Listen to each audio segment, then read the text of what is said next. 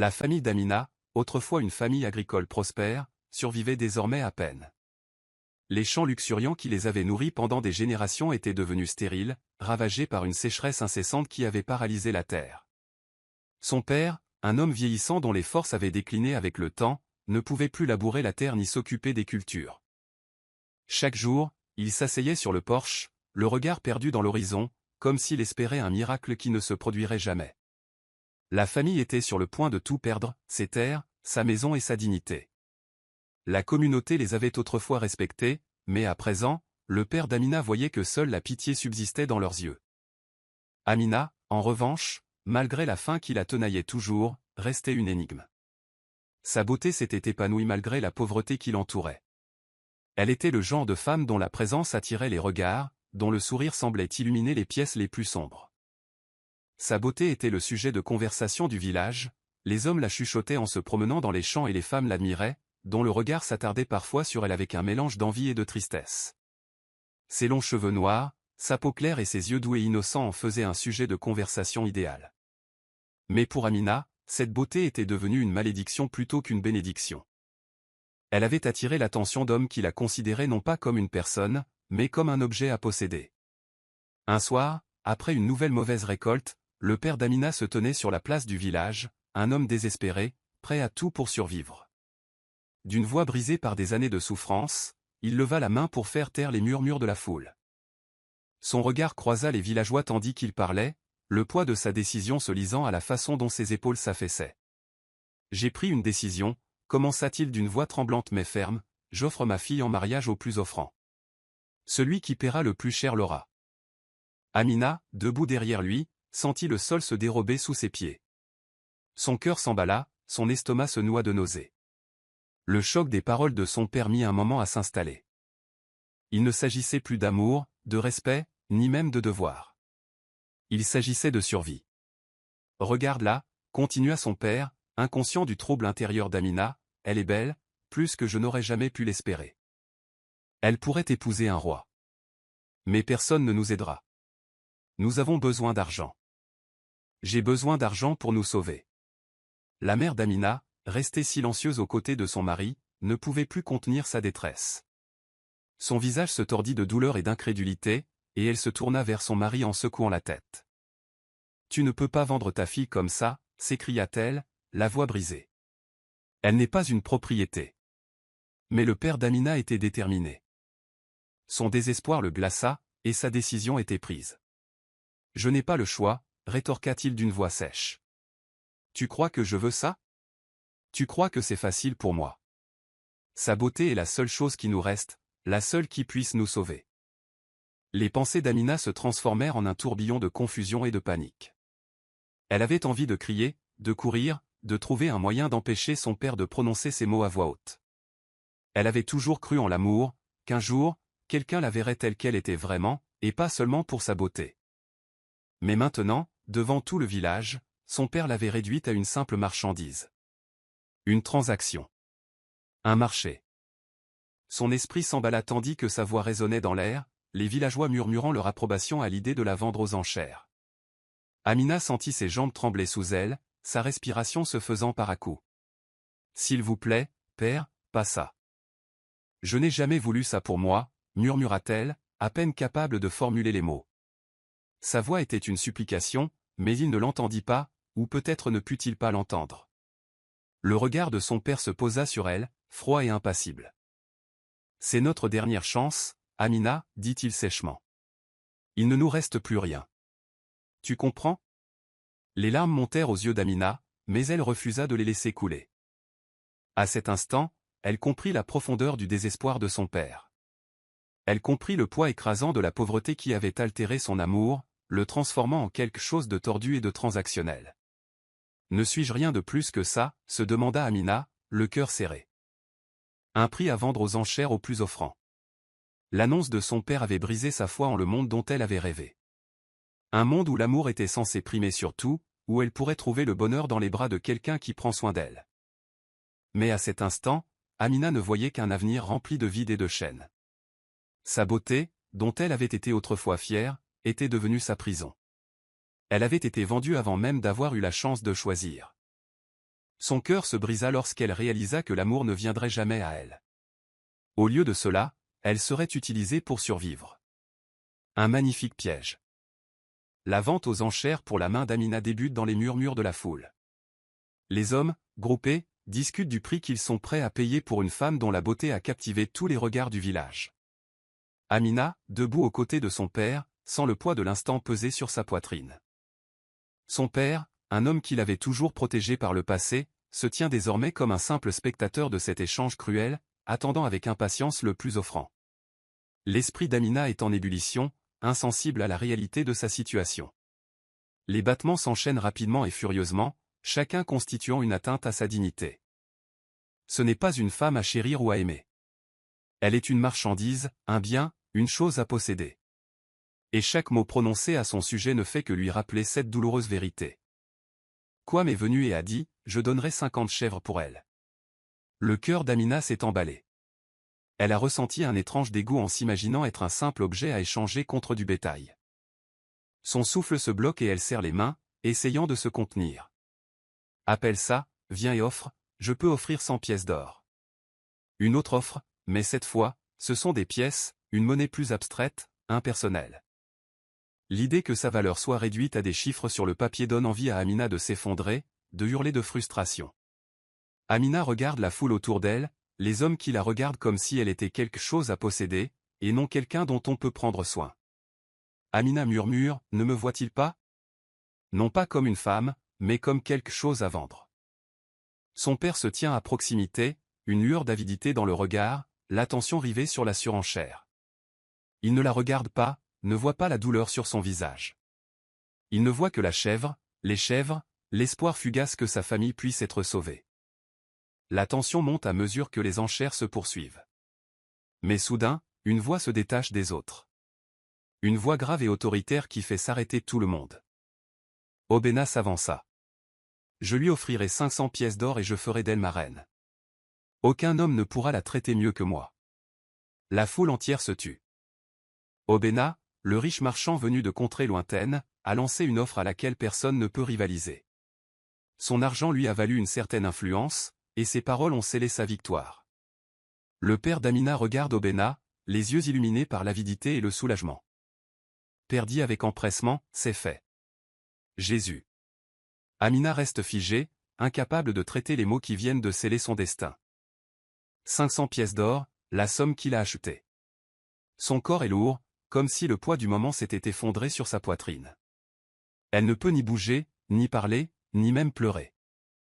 Est-ce vraiment ma vie maintenant? Se demande Amina, l'esprit bouleversé.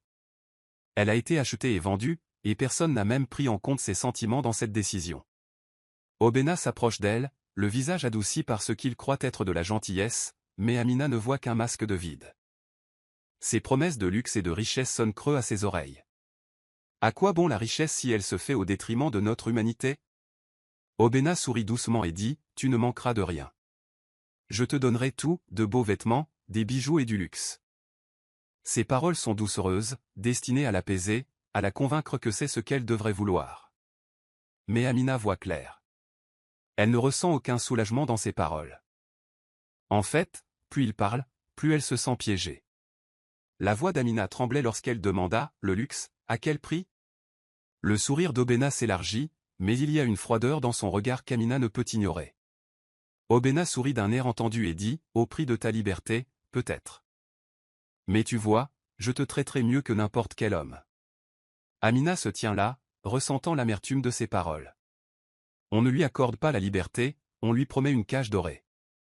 Ce n'est pas une femme qui peut vivre sa vie comme elle l'entend, elle est un objet, une chose à conserver, un bien à admirer, mais jamais véritablement respecté. Les jours précédant le mariage sont flous pour Amina.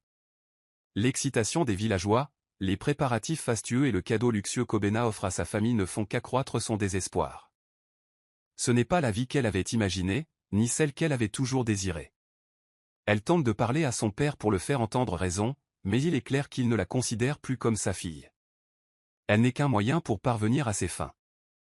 La veille du mariage, Amina s'approche de son père, le cœur battant la chamade. Elle se tient devant lui, l'homme qui lui avait promis de la protéger, et qui l'a maintenant vendue au plus offrant. Amina supplie doucement, Père, je t'en prie, ne fais pas ça. Je ne peux pas l'épouser. Je ne le connais même pas. Le visage de son père se durcit. Les supplications dans sa voix ne sont plus qu'une nuisance pour lui. Son père dit fermement, ça suffit, Amina. Tu n'as pas le choix. C'est pour la famille. Nous sommes endettés, et je fais le nécessaire pour nous sauver. Les yeux d'Amina se remplissent de larmes, sentant les derniers vestiges de son enfance et de son innocence s'évanouir. Amina pleurait à chaudes larmes, la voix brisée, mais je ne suis pas un bien à vendre. Ces mots restent en suspens, mais son père ne répond pas.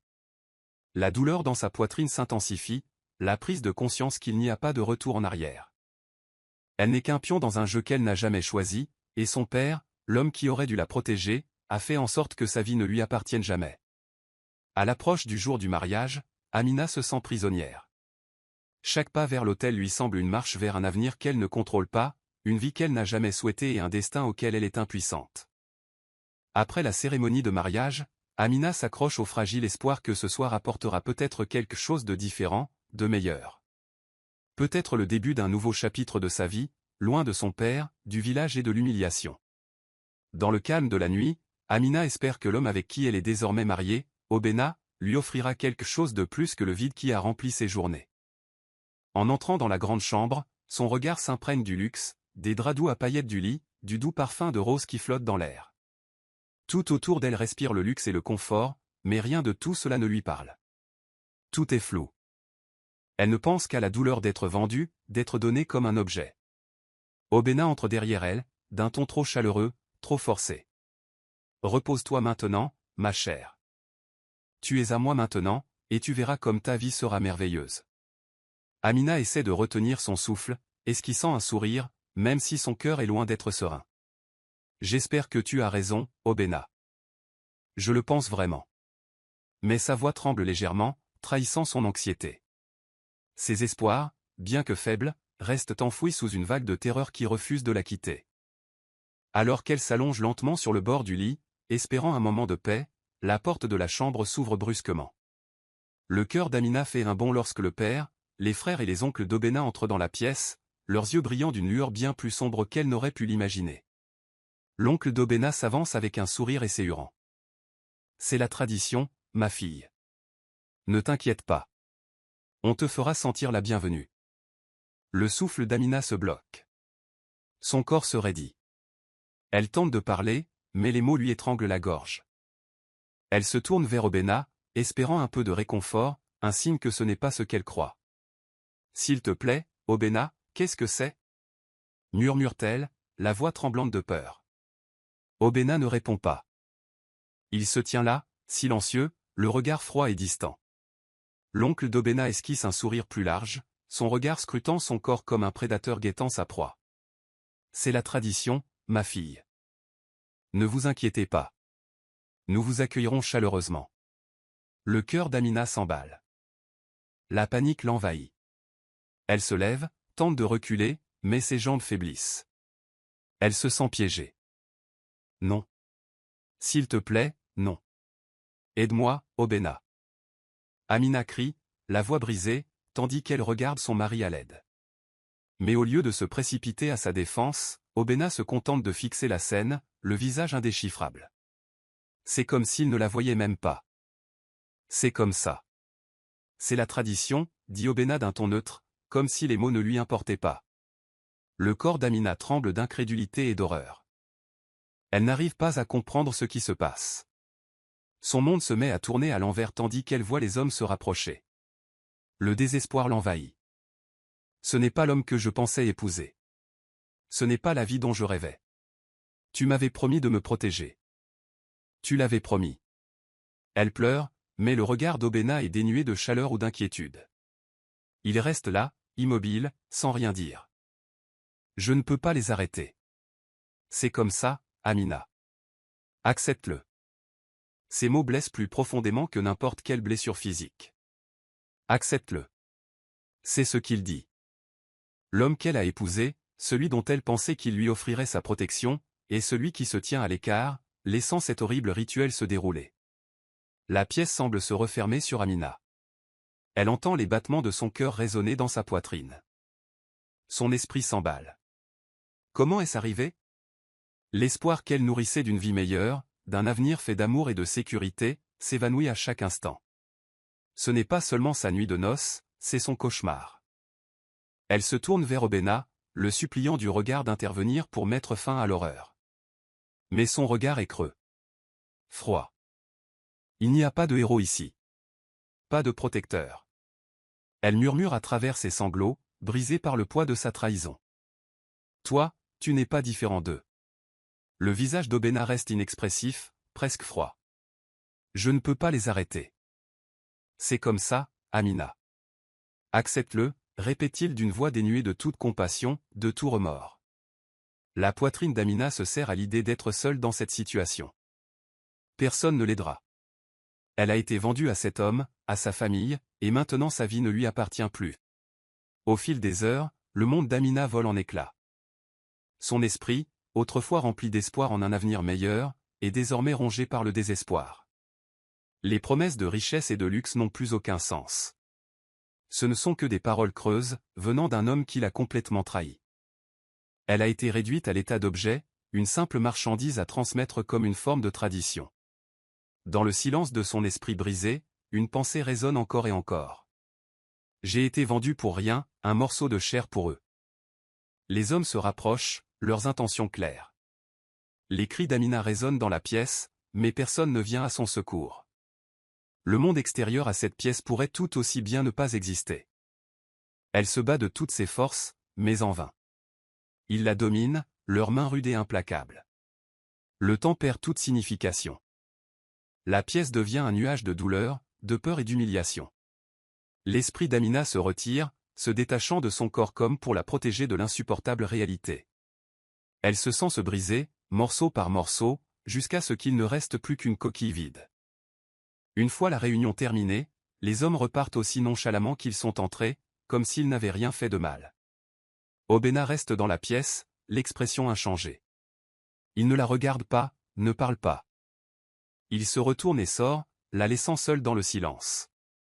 Amina est allongée sur le lit, le corps tremblant, l'esprit engourdi. Les draps nauséabonds, autrefois symboles de luxe, ressemblent désormais à une cruelle plaisanterie.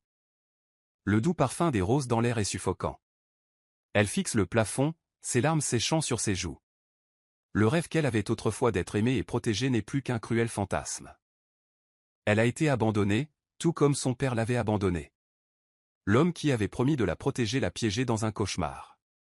Elle n'est plus Amina. Elle n'est qu'un corps. Un prix. Une chose à posséder. Les jours qui suivent les horribles nuits de noces s'écoulent dans un silence confus. Amina évolue dans un monde qui ressemble plus à une prison qu'à un foyer. La somptueuse demeure, censée être un refuge, symbole de sa nouvelle vie, ressemble désormais à une cage dorée. Chaque jour se fond dans le suivant, et le poids de son désespoir s'alourdit d'heure en heure. Son corps semble vidé, émotionnellement vidé, physiquement meurtri. Amina n'a plus la volonté de se battre. Elle reste la plupart du temps dans sa chambre, regardant par la fenêtre, perdue dans ses pensées. Il n'y a aucun réconfort, aucun réconfort. Elle est prisonnière d'un cauchemar, et il ne lui reste plus qu'à endurer les heures qui suivent jusqu'à ce qu'elle trouve une issue. Obéna ne lui parle pas beaucoup. Il va qu'à ses occupations, allant et venant à sa guise, comme si tout était normal. Amina est devenue une partie de sa vie, une partie qu'il reconnaît à peine. Mais chaque jour qui passe la rend de plus en plus consciente qu'elle ne peut plus vivre ainsi. Ce n'est pas la vie. Ce n'est pas ce qu'elle mérite. Un après-midi tranquille, assise près de la fenêtre, contemplant le monde au-delà, une pensée germe dans l'esprit d'Amina, une idée, un projet. Cette pensée est simple, mais si puissante, s'échapper. Elle sait qu'elle ne peut pas rester. Chaque instant passé dans cette maison, chaque seconde passée sous le regard indifférent d'Obéna, lui arrache un morceau de son âme. Si elle reste ici plus longtemps, elle perdra tout, son âme, son identité, sa volonté de vivre. Je ne peux pas rester ici. Je dois m'échapper. Si je reste, je mourrai intérieurement. Elle murmure ces mots, comme si les dire à voix haute leur donnait plus de poids, plus de vérité. Amina sait qu'elle ne peut plus attendre que quelqu'un vienne à son secours. Elle ne peut compter sur personne d'autre. Personne ne viendra. La seule personne qui puisse changer sa vie, c'est elle-même. Son regard scrute la pièce, se posant sur ses rares possessions. Elle les rassemble rapidement, rien de vraiment précieux, rien qui puisse l'alourdir. Juste l'essentiel, une robe simple, quelques pièces de monnaie qu'elle avait économisées, un bout de tissu pour se réchauffer. Son cœur bat la chamade tandis qu'elle se déplace rapidement et silencieusement. Il n'y a pas de temps à perdre. Elle doit partir avant le retour d'Obéna. Amina dort tranquillement dans la maison, veillant à ne pas faire de bruit. Elle s'arrête devant la porte et jette un coup d'œil en arrière, comme si elle n'arrivait pas à croire ce qu'elle s'apprêtait à faire. Les derniers lambeaux d'espoir la hantent lorsqu'elle sort. L'air frais de la nuit lui caresse le visage et, l'espace d'un instant, elle ressent une sensation de liberté. Mais lorsqu'elle atteint le portail, son cœur s'arrête de battre. Elle se retourne au moment où elle entend des pas derrière elle. Obéna. Il l'a rattrapée. Où crois-tu aller, Amina demande-t-il d'une voix basse et furieuse. Tu es à moi. Tu n'as pas le droit de partir. Amina se fige, la poussée d'adrénaline accélère son pouls. Elle savait que ce moment arriverait, mais maintenant qu'il est là, la réalité lui coupe le souffle. Elle prend une profonde inspiration avant de se tourner vers lui. Elle le regarde droit dans les yeux, n'étant plus une femme brisée, mais une femme dotée d'une force tranquille qui s'est construite en elle. Je ne suis pas à toi, Obéna. Je ne l'ai jamais été. Je ne t'appartiens pas.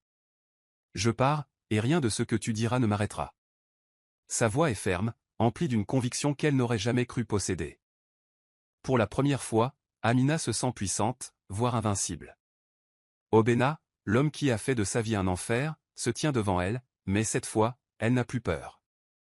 Plus maintenant. Obéna s'approche, l'air mêlé de rage et de confusion. Il tente de lui attraper le bras, mais Amina recule, sans le quitter des yeux. Tu ne peux pas partir. Tu m'appartiens maintenant, grogne-t-il, la voix chargée de fureur. Amina secoue la tête. Non. Je m'appartiens. Ses mains tremblent tandis qu'elle le regarde une dernière fois, mais son esprit est clair. Elle en a fini avec cette vie. Elle en a assez d'être un pion, une possession. Elle ne laissera plus personne la contrôler, ni lui, ni personne. De toutes ses forces, Amina le repousse. Il recule en titubant, trop abasourdi pour réagir immédiatement. Amina ne se retourne pas et court. Elle n'en a pas besoin. Elle est libre maintenant, comme elle ne l'avait pas été depuis longtemps. L'air nocturne l'a traversée, pour la première fois depuis une éternité, elle respire profondément, le poids sur sa poitrine s'allégeant à chaque pas. Je suis libre. Je suis libre. Elle se murmure en courant, ses mots se répétant comme un mantra, une promesse. Je ne laisserai plus jamais personne me contrôler. Le chemin qui l'attend est incertain. Elle ne sait pas où elle va, mais cela n'a plus d'importance. Pour la première fois, Amina a le sentiment de vivre pleinement. Elle n'est plus la propriété de quelqu'un, son bien. Elle est libre, et cela lui suffit. Amina court dans la nuit, le bruit de ses pas résonnant dans l'obscurité silencieuse, son cœur battant fort dans sa poitrine. Ce n'est que le début de son voyage. Elle sait que des obstacles l'attendent, mais elle les affrontera avec détermination. Elle ne craint plus rien, si ce n'est de perdre la liberté pour laquelle elle s'est battue. Et personne ne la lui enlèvera plus jamais.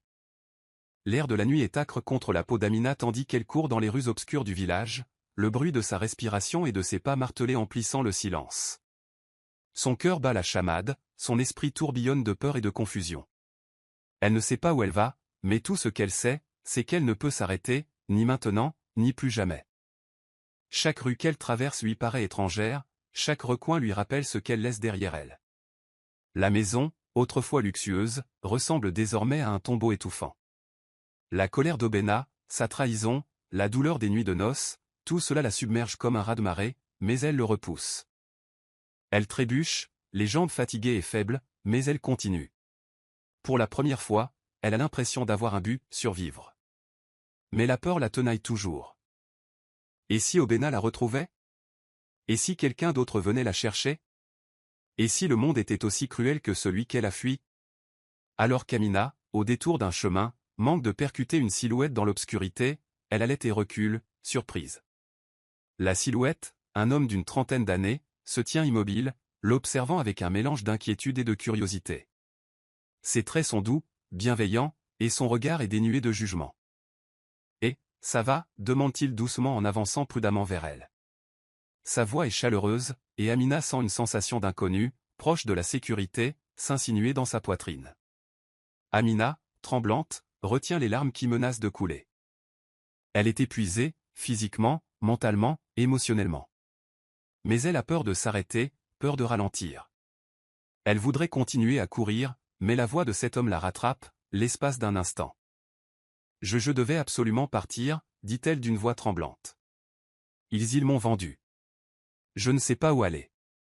L'homme, dont elle apprendra plus tard qu'il s'appelle Kofi, s'approche, le visage adouci par la compréhension. Son regard est empli de compassion, mais sans pitié. Il ne la juge pas pour son désespoir. Au contraire, son ton est calme et rassurant. Tu es en sécurité maintenant, dit-il, sa main posée doucement sur son épaule. Je ne sais pas ce qui s'est passé, mais tu n'es pas seul. Viens avec moi. Je t'aiderai. Amina lève les yeux vers lui, les larmes aux yeux. Elle veut lui faire confiance, mais la peur de faire confiance à quelqu'un d'autre la taraude. Pourtant, quelque chose en lui dit qu'elle le peut. Et à cet instant, elle réalise qu'elle n'a pas le choix. Sa voix est à peine plus forte qu'un murmure. Tu m'aideras. Je le ferai, dit Kofi fermement. Tu n'es pas inutile. Tu n'es pas seul. Allez. Laisse-moi t'aider. Kofi la conduit dans une maison modeste et confortable, nichée à l'orée du village. La chaleur du feu qui crépite dans son cœur et l'odeur d'un simple repas qui mijote sur le poêle l'enveloppe, et pour la première fois depuis une éternité, Amina inspire profondément et ressent une lueur de paix. Il lui offre à manger, du thé chaud et un endroit où dormir. Amina hésite un instant, son instinct lui disant de continuer à avancer, de courir. Mais la présence de Kofi la rassure, et elle accepte. L'abri, la gentillesse, tout cela ressemble à un rêve. Au cours des heures qui suivent, tandis qu'Amina sirote son thé en silence, Kofi se tourne vers elle sans trop poser de questions. Il ne la pousse pas. Il lui offre simplement ce qu'il peut, un espace sûr pour qu'elle puisse guérir, physiquement et émotionnellement. Plus tard dans la soirée, alors qu'ils sont assis ensemble, Amina se surprend à parler, sans savoir pourquoi. C'est comme si tout le poids qu'elle porte en elle avait besoin de sortir.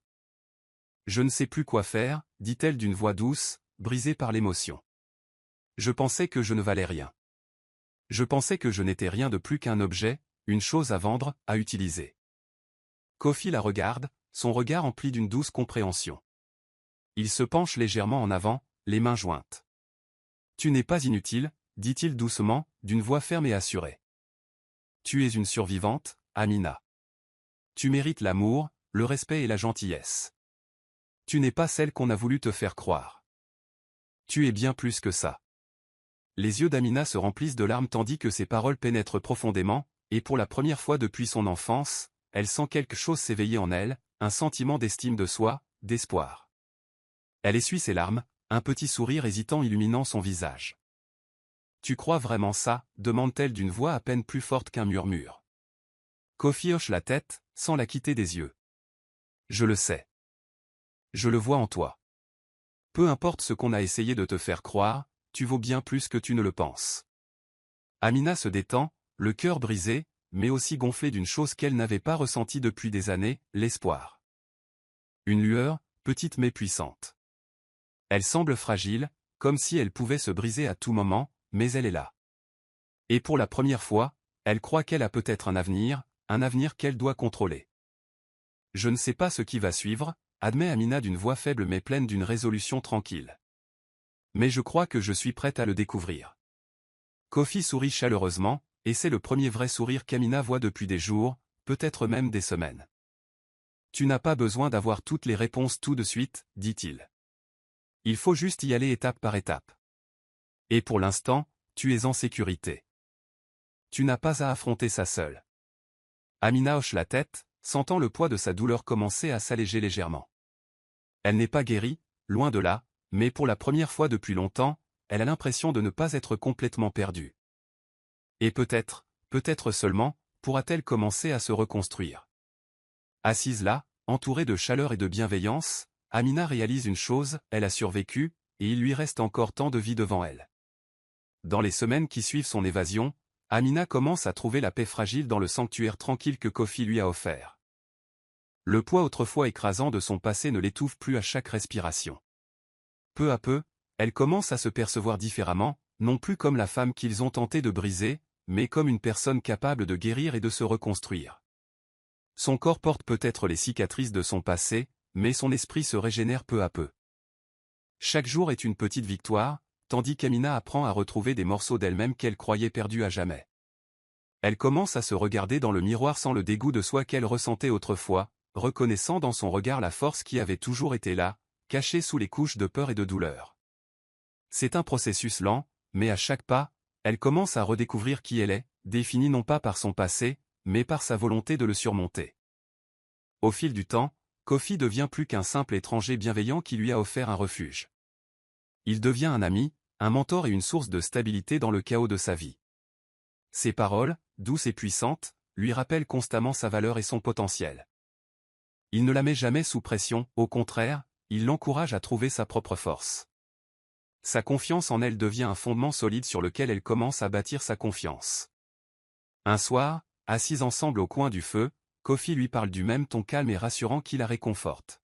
« Tu ne dois jamais laisser quiconque te dépouiller de ta dignité, Amina, dit-il. Tu mérites plus que ce qu'ils t'ont donné. Les chaînes qu'ils t'ont imposées n'ont jamais été à toi. » Amina, encore aux prises avec le doute, se mord la lèvre, le regard perdu dans les flammes. Elle voudrait le croire, mais la peur persiste, comme une ombre qu'elle n'arrive pas à chasser. « Mais j'ai peur, admet-elle d'une voix douce. Et si j'échouais? Et si je n'arrivais pas à reconstruire ma vie? Kofi se penche en avant, le regard fixe et plein de conviction. Tu n'échoueras pas. La force est en toi, Amina. Ça a toujours été là. Tu as survécu à pire que la plupart des gens. Tu te relèveras, plus fort qu'avant. Il faut juste se faire confiance. Amina le regarde, les larmes aux yeux. Une part d'elle-même veut le croire, mais craint toujours l'inconnu. Mais à cet instant, elle sent quelque chose changer en elle. Une petite lueur d'espoir, qu'elle croyait éteinte depuis longtemps, renaît. Les jours se transforment en semaines, et chaque jour qui passe, Amina prend conscience de son propre pouvoir. Cessant d'être une actrice passive de sa vie, elle commence à prendre des décisions, même les plus simples, comme où aller, quoi manger et quoi faire ensuite. Elle commence à retrouver un sentiment d'autonomie qui lui avait été autrefois volé. Un matin, après mûre réflexion, Amina se réveille avec une nouvelle détermination. Elle sait que le voyage qui l'attend sera difficile, mais elle est prête. Elle ne peut rester au village, prisonnière des souvenirs de son traumatisme. Elle doit trouver un endroit où elle pourra être libre, où son passé ne la définira plus. Je ne les laisserai plus me contrôler, se dit-elle d'une voix ferme et posée. Je trouverai ma voie. Je reconstruirai ma vie. Sa décision n'est pas prise à la légère, mais avec force. Amina sait que le chemin qui l'attend sera semé d'embûches, mais elle n'a plus peur de les affronter. Avec les encouragements de Kofi, elle fait le premier pas vers l'indépendance, prête à se construire une vie qui lui soit propre, une vie où elle pourra définir son avenir et son destin, libérée des chaînes de son passé. Amina se tient à l'orée du village, le cœur battant, mêlé de peur et d'euphorie. La route qui l'attend est inconnue, mais pour la première fois depuis des années, elle éprouve un sentiment de liberté qu'elle croyait impossible. Elle ne fuit pas quelque chose, elle court vers quelque chose, un avenir qu'elle définira, une vie qu'elle construira. Avant de partir, elle se tourne vers Kofi, l'homme qui lui a donné refuge, force et courage pour retrouver confiance en elle. Sa voix tremble, mais la gratitude est palpable dans ses yeux. « Merci d'avoir fait preuve de gentillesse envers moi quand je n'en avais plus, dit-elle doucement, la voix brisée. Kofi sourit, une lueur chaleureuse dans le regard. Il pose doucement une main sur son épaule, comme pour lui donner sa dernière bénédiction. « Tu as fait preuve de bonté envers toi-même, Amina, répond-il. C'est là que le véritable changement a commencé. Avec ces mots résonnant dans son cœur, Amina se tourne vers la voie libre. Le monde lui paraît vaste et plein de possibilités, et même si elle ne sait pas exactement où elle va, elle sait qu'elle fait le premier pas vers un nouveau départ, une vie où elle ne se contente pas de survivre, mais où elle vit pleinement.